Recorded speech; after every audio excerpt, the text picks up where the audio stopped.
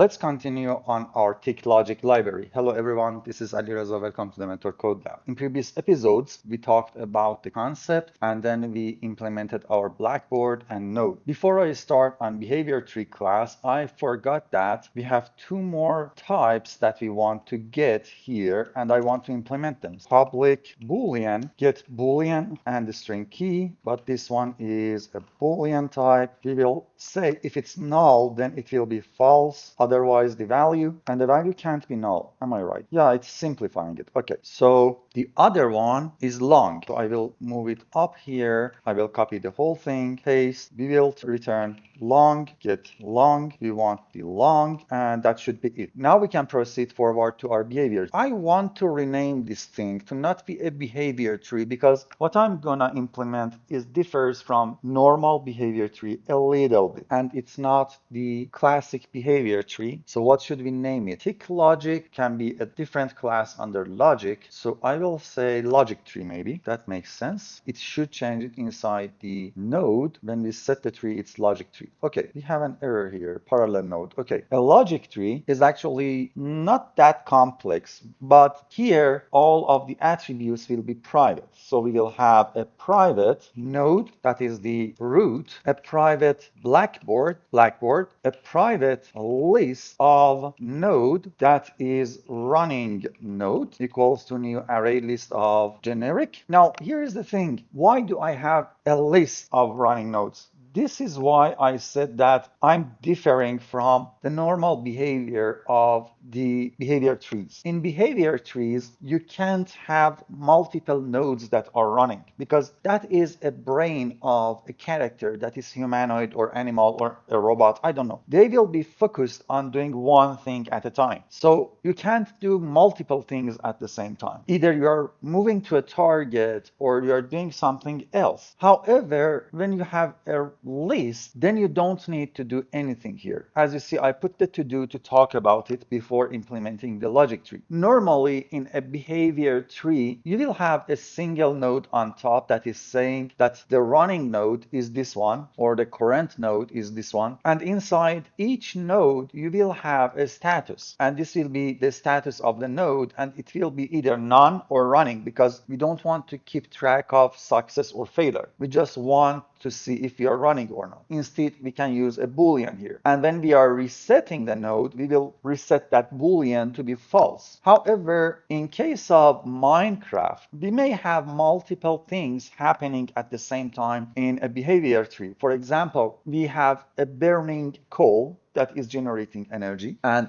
we are crafting something at the same time. So we will have two busy nodes in our graph that will do their own thing. And because of that, we can't have a single node that will handle things. And we need to have a list of nodes. Now that we have a list of nodes that are running, we don't need to flag each node. All we need to do here is just keep this thing going. And the moment the list is empty, we know that we don't have any running nodes. And that would be it. However, we need to keep track of these running nodes because we need to make sure that we empty it and then regenerate it at each tick. Now we need the constructor. The constructor will accept the root and Blackboard. We don't want a running nodes. We assign the root node and the Blackboard. Keep in mind the root node in case of this graph is exactly this top node here or what we mark as a start here. We don't have a separated node to be the start node or anything else. We just want the one that is right below it. Okay, so here the crafting JiTickLogic, for example, will be the root node. And in case of has fluid subtree, it will be this selector node. And we are bypassing the need to have a dedicated start node because honestly, that's not needed. The start node is an empty node that has no JiTickLogic other than saying that, hey, tick your child directly. Anyway, here the root node is the topmost node in your graph. And as I said, any tree will have its own Blackboard.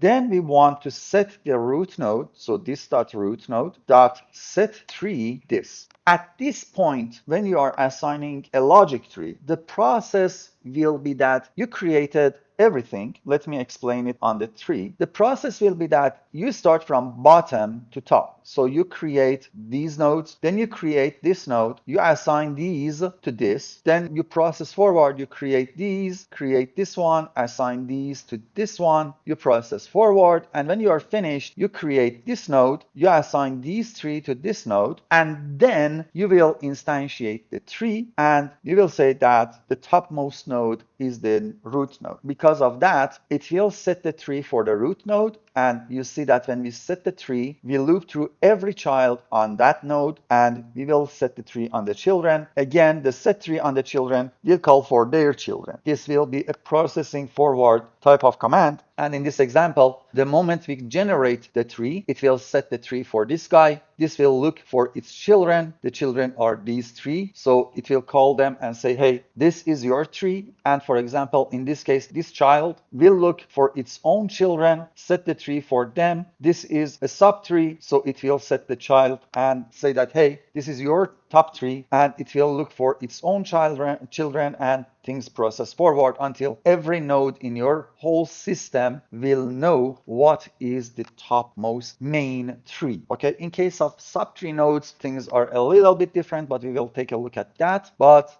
that is the process here. This single line of code will handle everything. If you don't work in this order, then you need to sit back and write more code to set the tree on the children properly. Okay, after the constructor, we will have a public that returns tick status, and we call it tick. This one will have method body. So we say if the running nodes is empty, so if we don't have any running nodes, we say that root dot reset. So we reset the root, and then we say running nodes dot add root. This will reset the whole graph and tells the graph that, hey, we want to run the root. Now keep in mind, right now resetting only resets the children without doing anything else, but in some special cases, for example, the progress node or whatever we call it, we will have a reset that will reset the progress to be 0 and the max progress to get the next recipe's max progress, things like that. So we will have extra code below this super call in the implementations that may need to do their own things. And because of that, it's critical to reset every node that is inside the tree. And for that, we just need to call the root node, call its reset, and again, recursively and progressing forward, we are resetting every node in the whole tree and subtrees. After that, we will say a list of nodes, and we call it next running nodes equals to a new array list. Then we say for node inside running nodes, we want to process forward, and we get the tick status of the we call it result equals to node dot tick. Basically, we are ticking one node from the list of the nodes that are inside our running nodes. In the very first start, it will be the root node. Now, let's say that this is the first time we are ticking a tree. So the list will be empty. We will add the root, and we will get there, and we will tick the root node. What will happen is that this guy calls its own tick. So it will look at the very first child. It will call its tick. The child will process forward with the children, and at the end it's either running or failure or success. It will return its own result to this guy, and it will process every one of its children or one of its children if it needs to, and at the end this guy will become either running or success or failure, and that is when we get the result back here as the final result being running, failure, or success. Okay, then we say if the result equals to running, that's correct, then we want the next running nodes to have this node as one of its running nodes. Okay, then we say return, because we need to return a tick status. If running nodes that is empty, we want to return tick status success, otherwise we want running. Now in case of the root node, we don't want to fail. It has no meaning, okay, because that root node will be either busy or it had finished its job. And in case of crafting or any other machine or any other tick logic inside Minecraft, failure of the tree may not have any special meaning there. However, I may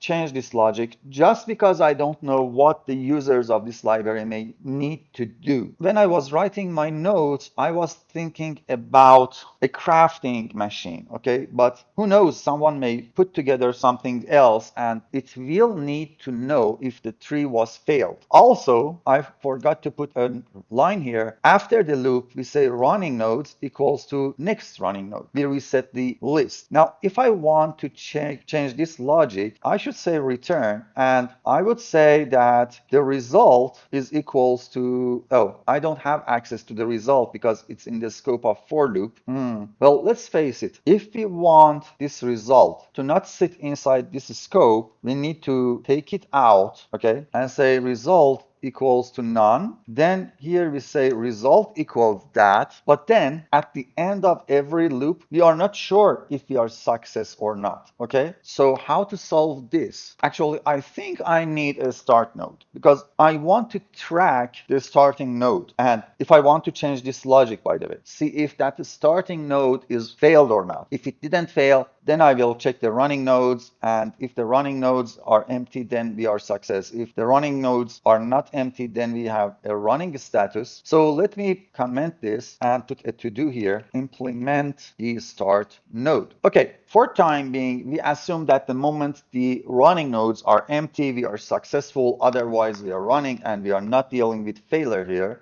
for handling fail status. Then we process forward because we have something else to do. That is when we want to set the running node. So we say public void set running node, a singular node, and this means that all we want to do is add that node to the list. So we say if node.getParent instance of something, and this something is not available yet, but we will name it iCompositeManager. That will be an interface. Then we want to return because composites will not add themselves into the list, but then we say if not running nodes contain the node. So if the node is not in the list, we want to add it to the list. We don't want to add one single node multiple times into the list because the system is not aware if it will tick one node multiple times. So if we add it multiple times in the list, it will be called once, then the list will process forward, and then again it will call the node and run it. And this is not what we want. So we should make sure that we don't have it in the list. Finally, we say public void reset, and in the reset, all we do, we say root.reset and then running nodes.clear. Now, take note that we are not doing it here. If we want to, we can call the reset here and then add the running nodes, but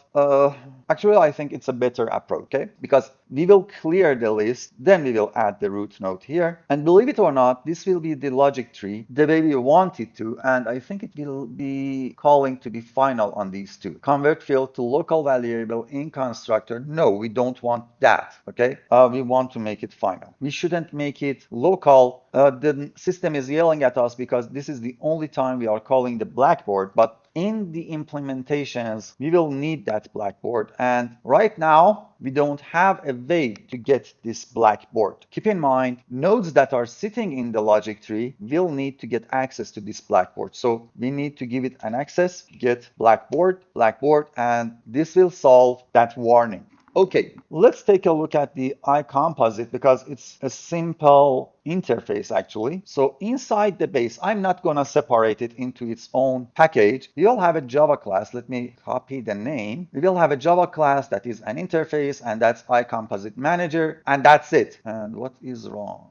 Rename to, we are missing an either, and it will fix itself there. Now, why do I need this? An empty interface is a very nice tactic to mark some objects. We are not gonna have any functionality here. This is just a label, a marker that we will put on some object so that when we are in JiTickLogic, we can identify a special type of object and handle that special situation. That's the whole point of having empty interfaces. Okay, now about this guy, this video will become long if I want to sit back and think and implement it on the fly. And I prefer to do it in the next video because I want to keep things modular enough. Believe it or not, we have done the infrastructure that we want to. The only difference is that this infrastructure will need our very first node, and that will be the start node, and we will not create that node ourselves in our implementations. The logic tree will instantiate the start node and assign the root node to the start node. It will set the tree on the start node. Things will change a little bit here. We will add the start node here, and the thing is that this list should sit in the start node, and we need to handle the logic for the status of the start node a little bit different, and we will see it when it comes to the ticking. Anyway, in the next video we will implement that start node, and then we will revisit the logic tree and the node class, because right now this implementation has nothing to do with Minecraft. This is a little bit deviated system from the behavior tree, but we want to fabricate it so that it will work with Minecraft, and for that somehow we need to get access to our block entity and things related to block entity, and we will talk about that in the next video. If you like these videos, please subscribe to the channel, hit the like button, and turn on that bell so that when I publish a new video, you will get informed. Have fun, everyone. Bye.